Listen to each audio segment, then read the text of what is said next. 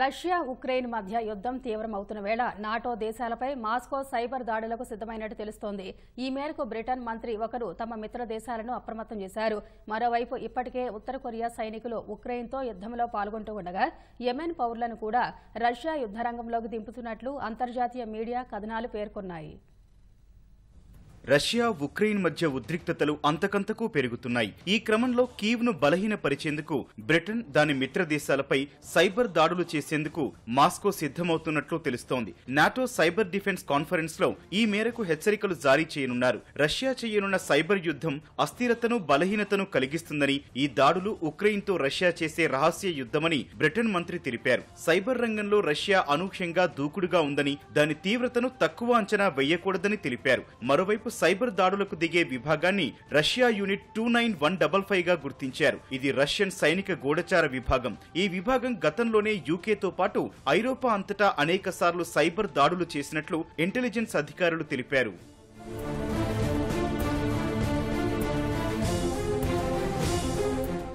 ఇటీవల ఉత్తర కొరియా సైనికులు రష్యా భూభాగంలో మోహరించినట్లు దక్షిణ కొరియా అధికారులు పేర్కొన్న తర్వాత ఆ దేశంపై సైబర్ దాడులు జరిగాయి. రష్యాకు చెందిన అనుకూల సంస్థలు ఈ దాడులు నిర్వహించినట్లు ఆరోపణలొచ్చాయి. రష్యా సైబర్ వ్యూహాలు ప్రభుత్వ సైనిక లక్ష్యాలకు మాత్రమే పరిమితం కాకుండా క్లిష్టమైన మౌలిక సదుపాయాలు, ప్రైవేటు వ్యాపారాలకు విస్తరించాయని సమాచారం. రష్యా సైబర్ దాడులను అడ్డుకునేందుకు తగిన రక్షణ చర్యలు తీసుకోవాలని పశ్చిమ దేశాలను నిపుణులు కోరుతున్నారు. ఈ దాడులను ఎదుర్కొనేందుకు ప్రభుత్వ అధికారులు, వ్యాపారాలు, సైబర్ సెక్యూరిటీ నిపుణుల మధ్య సహకారం పెంపొందించుకోవాలని సూచించారు.